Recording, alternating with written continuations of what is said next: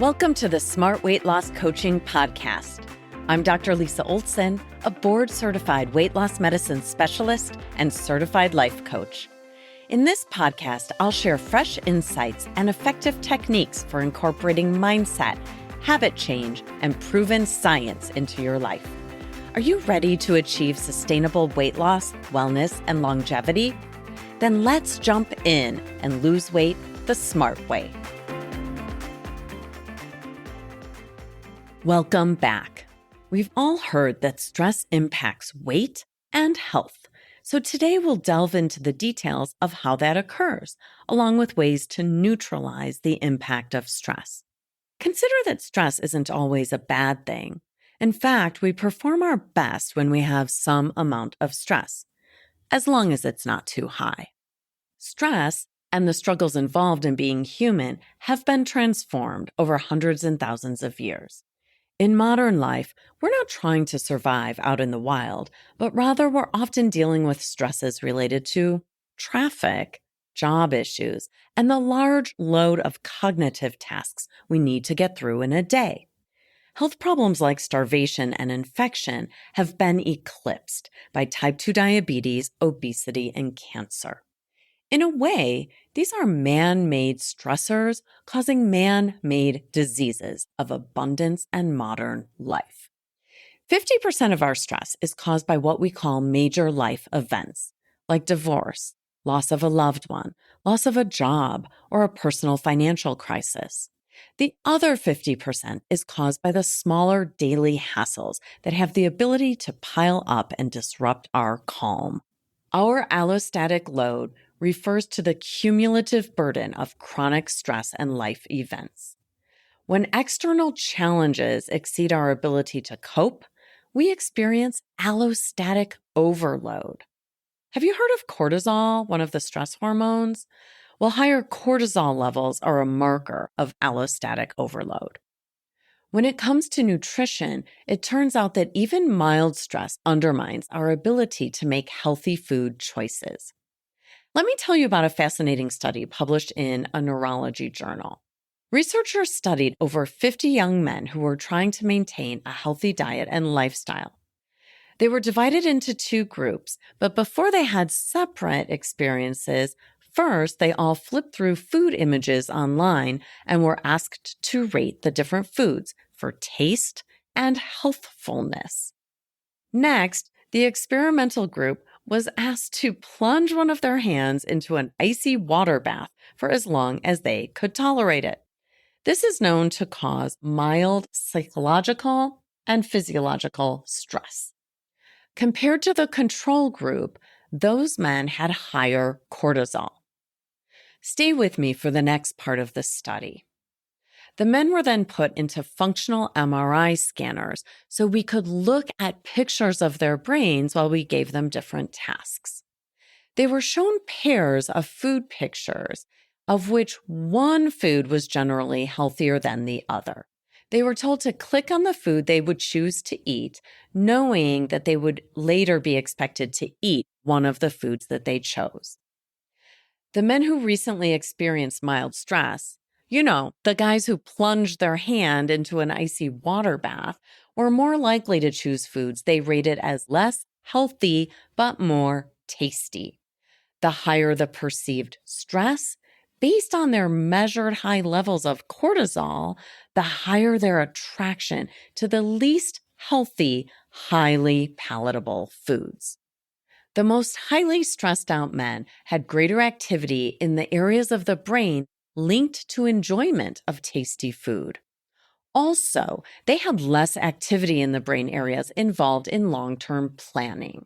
In other words, the stress from the ice bath increased the perceived pleasure of the unhealthy foods and dampened their ability to consider the future or the impact of that food on their future health.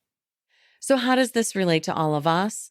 Well, think about it. After a day filled with job stress, we're more likely to reach for some candy, order a pizza, or pour a glass of wine. Our brains just aren't engaged with thinking about the future impact of these choices. This can lead to weight gain. In general, we know that psychosocial stress is an important modifiable risk factor for heart attack and congestive heart disease. In fact, stress ranks up there with things like high cholesterol, smoking, obesity, poor diet, diabetes, sedentary lifestyle, and high blood pressure. Here's the good news. You know I wouldn't leave you hanging. It doesn't have to be that way. We have more agency over our stress than we might realize. There's excellent research telling us various ways we might reduce our stress. One of the most important is to take action whenever you can find a sense of control. Where we have our locus of control makes a tremendous difference. If we believe we have the power to impact things, we do much better managing our stress. Let me give you an example. Let's say you believe that using visual imagery will help you address a serious problem, like a tough conversation you need to have at work. You can imagine yourself having the conversation and picture it going well. You've just offered yourself something you can control. You can practice that visual imagery and reduce your stress. I like to think of us as having a treasure chest filled with stress mitigators. You might have heard me talk about that before. We want to fill up our treasure chest regularly so we can draw from it when our allostatic load, our stress, is too high. If your stress is a labor of love, by the way, that has an impact. Imagine a caregiver involved in the long-term care of a beloved but debilitated parent. Because that's an emotionally meaningful relationship, we see no increase in mortality or premature death in these caregivers. It's only caregivers providing for others in an emotionally distant or even hostile relationship who have an increased risk of mortality from the stress of being a caregiver.